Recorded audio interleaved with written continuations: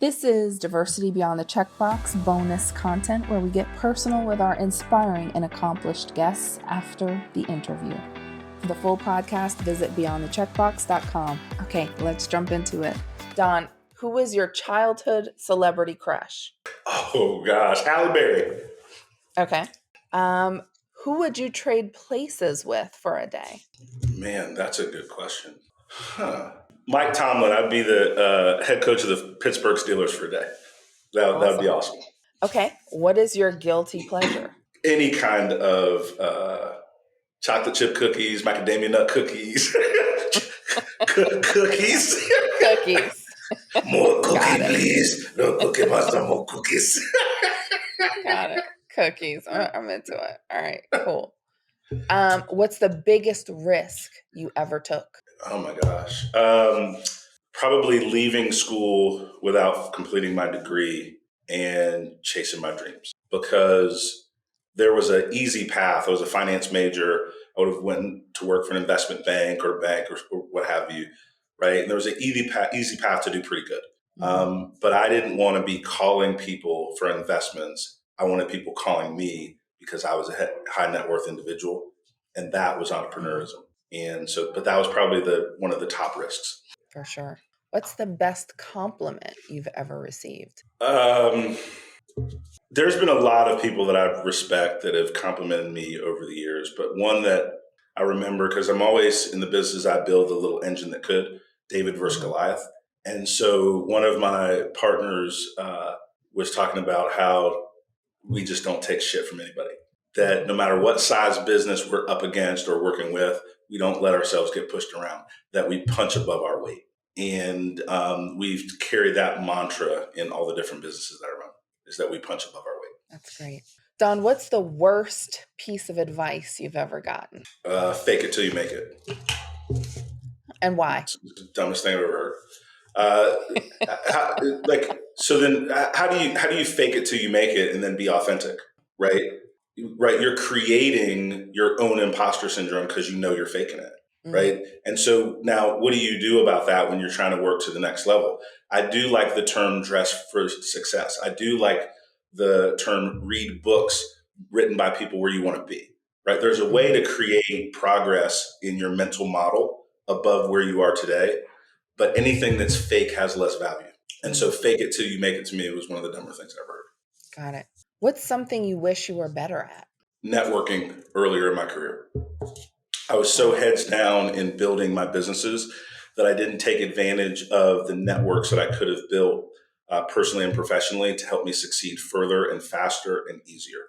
And so now when I think about network is your net worth, I think back and go, what if I had spent more time authentically building relationships earlier in my career? I'd be even further ahead.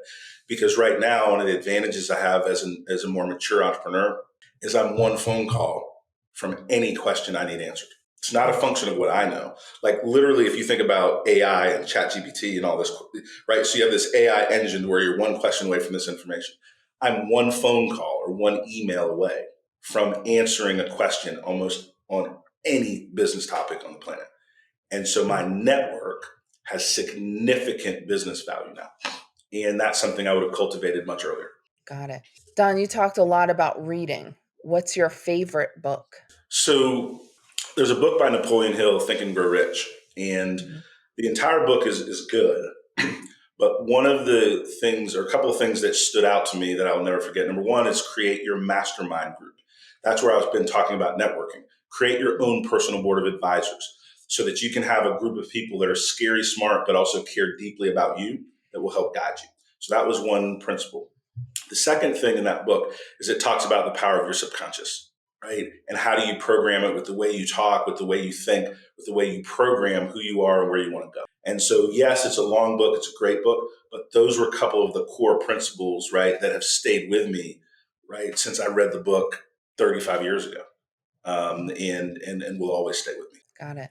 Don, what do people often get wrong about you? I am a stone cold introvert, and most people would not get that, believe that. Like I literally told, I was on a panel one time with a group of very esteemed business professionals, and the host asked us as we were prepping, so that we could go on to the panel as friends to just tell something about yourself that nobody would know.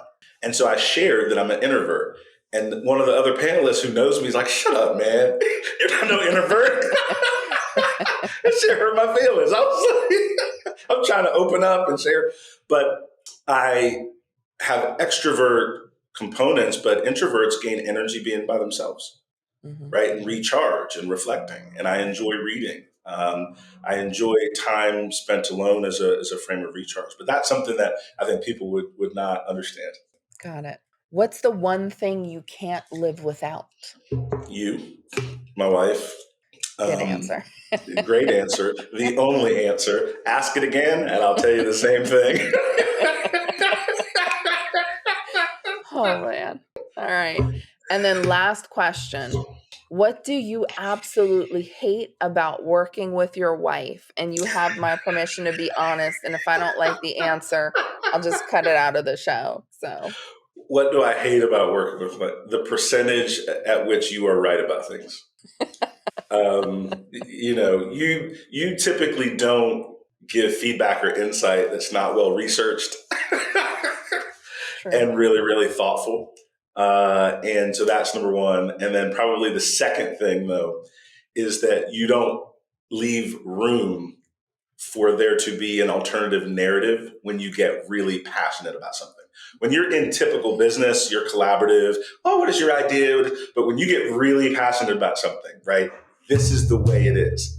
And so that I have to decide to either encourage you that, maybe there's a different perspective, or shut up because I want to have a nice dinner out at the house. You know what I mean? It's never mind. You know what I mean? Whatever.